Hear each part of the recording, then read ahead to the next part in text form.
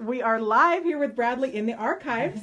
We're in this is one of my favorite parts of the museum because I do a lot of research, so it's always fun to come in here and see what's hiding in here. And we encourage research. You just have to have like an advance warning and make an appointment. And any child that grew up in the 50s, 60s, or 70s probably waited around with bated breath around September, October for this to arrive, which is the Sears Christmas Wish Book. And so we have all of these in storage for our research, and then you just turn to your favorite page and you get to see here's Barbie and Skipper and Tootie and look at that, all of these dolls. I mean, it's just a plethora of information and research. So, and then the classic Raggedy Ann.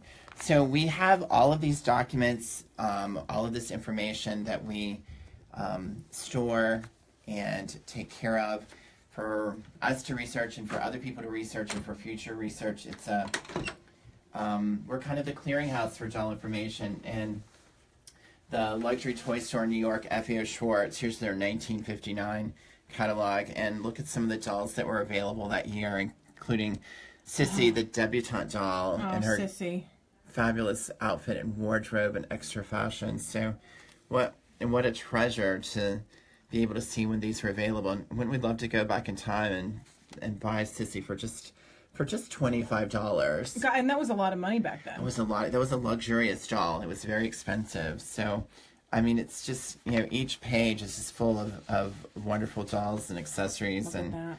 So it's, you know, it's great to be able to see the dolls in these pictures in their pristine original condition. It helps to identify dresses. It helps to identify hairstyle and originality. So it's a great sort of like wonderful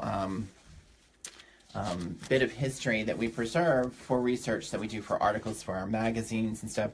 So each file has, you know, information, has photographs, has clippings. So we learn a little bit about dolls and their history. So is that Terry Lee? No, but it's a cloth doll that's a Japanese cloth doll, probably from the 1950s.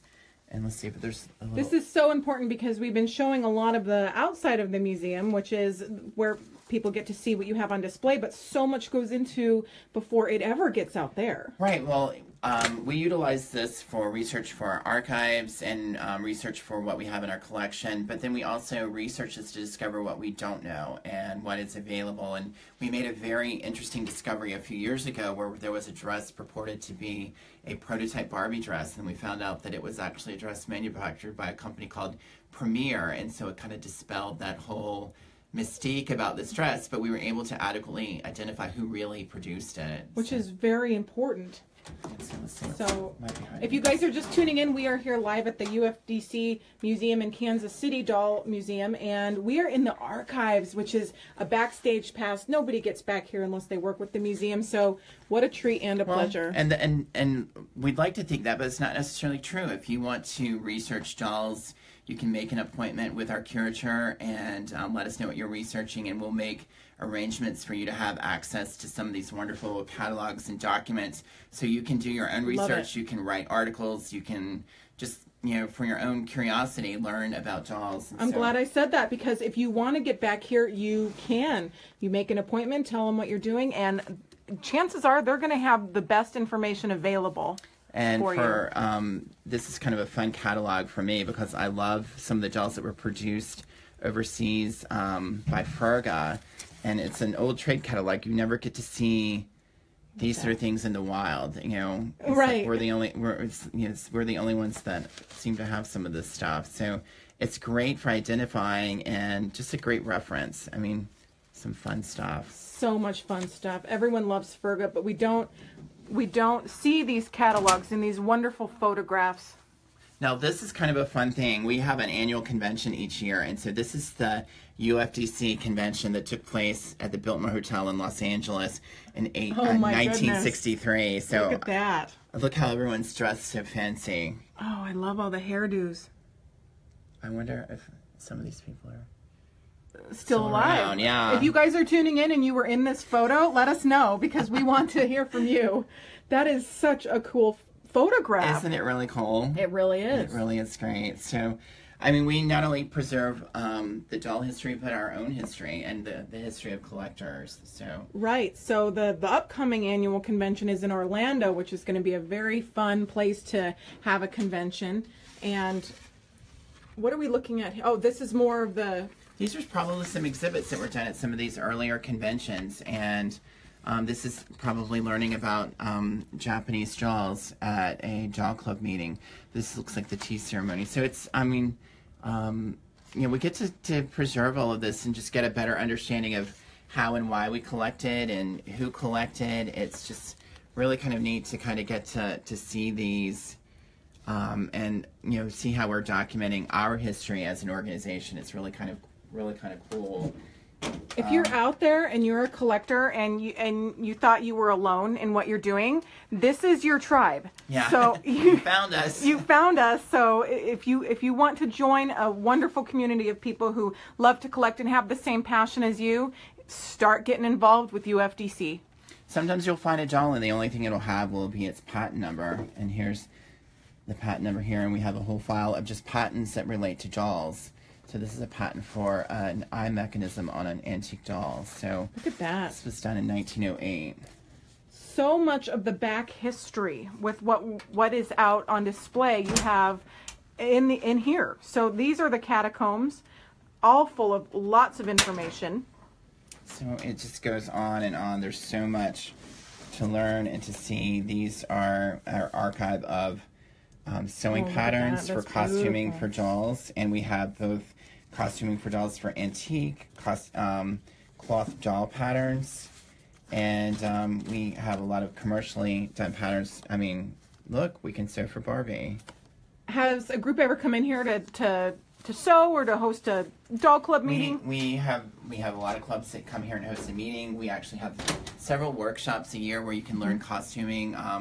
Alice Leverett, who designed the Ultimate Fashion, has a class twice a year to sew an elaborate costume for a French fashion doll. Oh, what a dream. And it's so you spend 4 days with your doll family and you learn how to sew or do what you can. Oh, you have to do that. Sally Kutch just commented, it said, I want to get in those files. It is such a treat to be back here with Bradley, who is in charge of, you are the head of the collections committee with UFDC, yes. Which is a very big job. Yeah, well, I think it is. I like it. Once again, we have more patterns. So it's like all kinds of stuff that you never know what you're gonna turn up. So that Sears Wish Book catalog was wonderful to see. I'm sure that brought back a lot of memories for a lot of our viewers. And then we not only have Sears, we have, look at this, all the JCPenney, and I can see right off the top from probably the 60s all the way up to the 80s. So I mean, and they're just a wonderful reference. This is 1970, and the year that I was born. So not only do we have the dolls in here, look at these outfits, and you know, so it's, I mean, and it's not just a reference for dolls. It's a great reference for toys and fashion and everything. But you know, of course, the dolls are our favorite part. And you can look at these reference materials and see, hey, is this accessory how it was presented in the catalog? What a wonderful Or maybe thing. seeing this dress and you just don't know what it goes to, but then we discover it goes with that doll, because it not only references the dolls that are popularly collected, like Barbie or Chrissy or something. There's lots of other dolls that maybe are not as heavily paid attention to, that still provide a great reference and resource and identification. Wow. Bradley, can you tell us a little bit about some upcoming events with UFDC? If somebody is watching this video and says, this is what I want to do, what is the next thing that I can get involved with? Well, our big thing that's coming up is the first week in August, which will be our national convention. It's happening at Crown Center in the Rosen Center in Orlando, Florida. And it will be a week-long celebration of dolls and workshops and seminars and a great destination where you can also get in a little Disney fun. But that's our big thing. But then in the fall, we'll have a symposium where we're going to learn about a wonderful doll called Madeline DeBain, which was donated to our museum, which has been utilized as a fundraising opportunity for her life since she was born in the 1860s, and has an amazing story. And so we're going to learn all about her and her costumes and her history. So that's going to be a great thing coming up in the fall. It's going to be later in October. Plus, we'll have more workshops, and we have a calendar on our website, ufdc.org, where you can see what's coming up. And there's a Join Now button if you would like to join. And if you're not a member, and if you are a member, you can check our calendar of events and see what we do have coming up. So. Yeah, exactly. And you can like their Facebook page. They do post on there, and the calendar of events, ufdc.org. We are back here in the catacombs, the archives, with Bradley Justice, the collections committee advisor for UFDC, and we are looking through the wonderful archival material for all of our favorite dolls. So this is a treat today. We are in Kansas City, Missouri, and Bradley is pulling out some of his favorite things from over the years. These Christmas catalogs from Sears are just... And then we have little clippings of dolls that were available from years ago, from 1917. And we try and find every resource that we can use to document dolls being advertised, dolls being produced, trade catalogs. And if you have like trade catalogs and information laying around that, you know, it's nothing that is of interest to you, well, you know, we can archive all of that. And so this was the new 1965 Unita Betsy McCall doll, and the advertising. This was advertised in Playthings, which was a magazine directed to the trade, and so you could learn all about some of these companies. And so this was sort of a knockoff Tammy done by Fablu Limited, which was one of the earliest companies that spent its career copying what everyone else did very successfully. So speaking of knockoffs, are there any that were not successful at the time and that were knockoffs, and now they have a cult following, everyone wants them? Yeah, everyone loves a lot of the dolls that were done by Unita. And yeah, it's surprising that 10 years ago, these were dolls that we would put in our dollar bin and get rid of.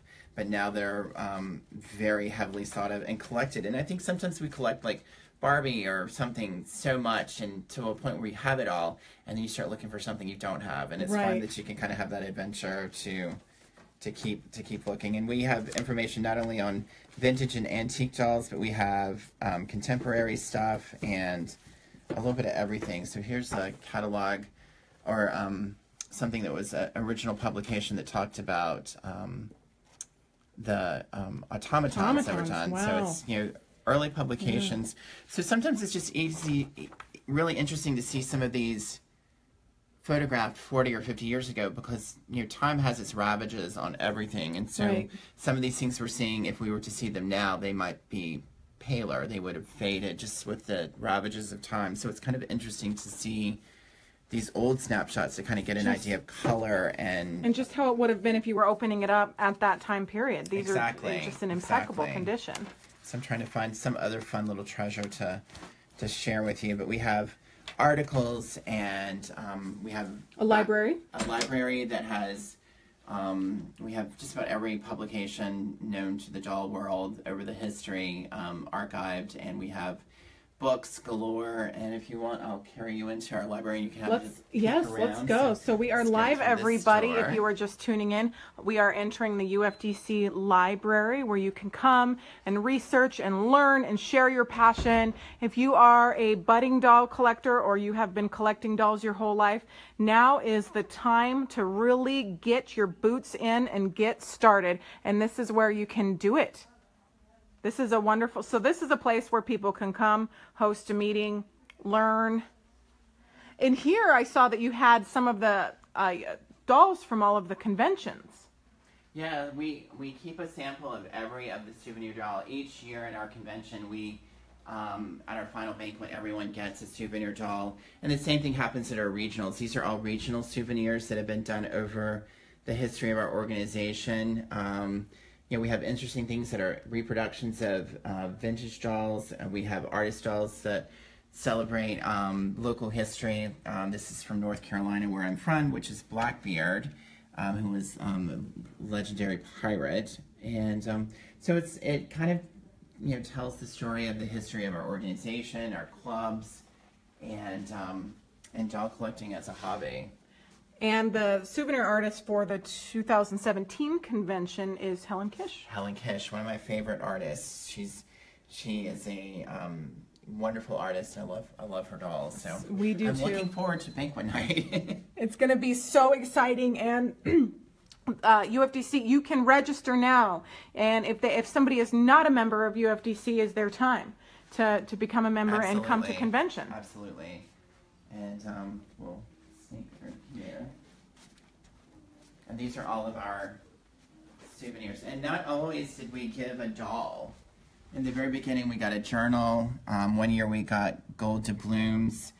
We got a rocking chair and this little locket. So not only did we get a doll, and there were times where if you got the doll was not assembled. It was, you got the heads, hands, and feet, and you had to dress and kind of create your own doll. It wasn't until later that you actually got a doll that was assembled and dressed. That's interesting. Has there been a souvenir artist that has done the souvenir more than once? Yes, I think so. Probably. Alice Leverett had designed the 2010 and then I think the 2013 conventions, and Robert Tonner has done, in 99 he did Ariana, and then in 2005 he did this fashion doll. So so you do have some, and he also did the 2013 doll. So it looks like Robert's had a strong relationship with UFDC, and his work is always widely received and is wonderful. If you guys are just tuning in, we are so fortunate to be here giving you a virtual tour of the UFDC Museum in Kansas City. We just, on the Ruby Lane main page, did a video. Hi, Lynn. We just did a video showing the how to tell a difference between a #1 Barbie and a #2 Barbie, and had a wonderful interview with the curator and with Bradley with the museum. So we're going to be back a little bit later, possibly talking with Alice Leverett. And we hope you guys enjoyed this special sneak peek into the archives and catacombs of the UFDC Museum in Kansas City. You can find more out about UFDC at ufdc.org. We'll be back.